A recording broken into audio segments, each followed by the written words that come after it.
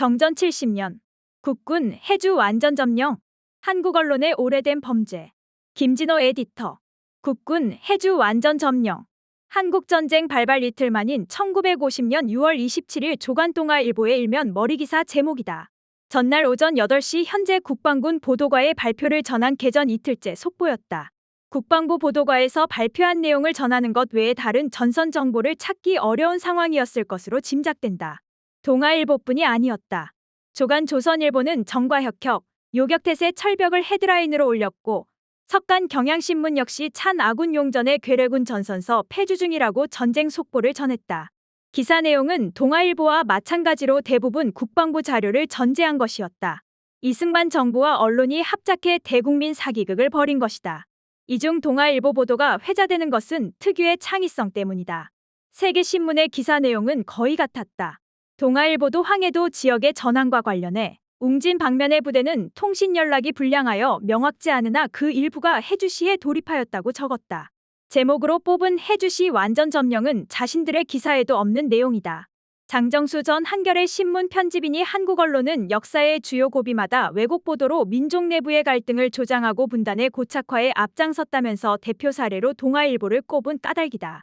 중진 언론인들의 좋은 기사 연구 모임이 지난 16일 서울 인사동 정신연기금회관에서 연 한국전쟁 정전 70주년 세미나에서다. 단순히 읽게 신문의 날조 보도로 그칠 문제가 아니었다. 난리통에 누가 신문을 꼼꼼하게 읽겠는가. 오보의 문제는 그것을 창조한 사람들 역시 허위를 사실로 믿음으로써 스스로를 거짓 세상에 가둔다는 데 있다. 국군은 적절한 대응에 골든타임을 놓치고 무기와 장비를 놔두고 몸만 빠져나가면서 주력이 괴멸했고 한강 이북 국민은 폭파된 한강 다리 탓에 피란을 가지 못했다. 동아일보 기자들 역시 거짓에 포획됐다. 장정수 전 편집인은 동아일보는 9.28 서울수복 뒤 전쟁 중 실종된 자사 기자를 찾는 광고를 냈었다면서 동아일보 기자들 역시 오보를 믿고 우왕좌왕하다가 상당수 사망 실종됐음을 말해준다고 말했다. 방응모 조선일보 사장은 서울에 남아있다가 납북됐다. 동아일보의 창의성은 이전에도 발휘된 바 있다. 해주 점령 오보 못지않은 폐해를 끼쳤다.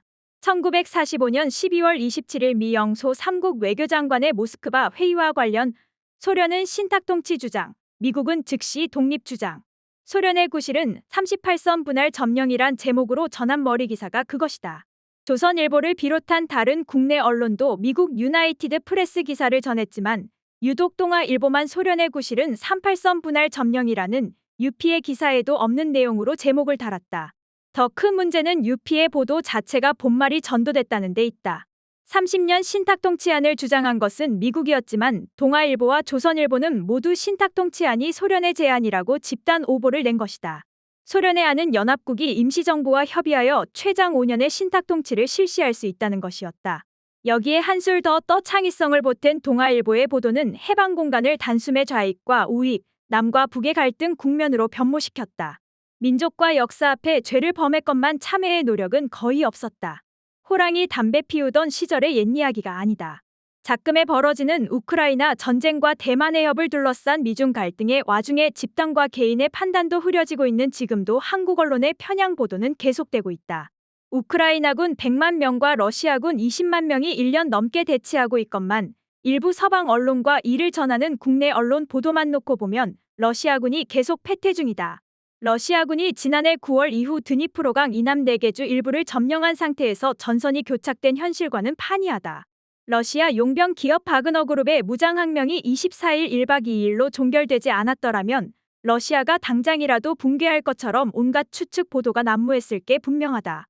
예브게니 프리고진 바그너그룹 대표가 올해 초부터 러시아군 수뇌부와 알력을 빚어왔으며 블라디미르 푸틴 대통령이 아닌 군 수뇌부에 대한 항명이었던 점도 간과했다. 전쟁 중에는 민주주의 국가이건 이른바 권위주의 국가이건 사실을 왜곡하거나 과대 포장한다. 우크라이나 전쟁의 객관적 진실을 헤아리려면 중립적인 국가 언론의 보도에 귀를 기울이는 게 안전하다. 뉴욕타임스를 비롯한 일부 서방 언론의 경우 깊이 읽으면 정도의 차이는 있지만 나머지 절반의 진실도 담겨 있다. 그러나 한국 언론이 선별적으로 전하는 외신의 중립은 없다. 교전 당사국의 언론은 정부의 프로파간다에서 자유롭기 어렵다. 우크라이나 및 러시아 언론 보도를 한 수 접고 읽어야 하는 이유다.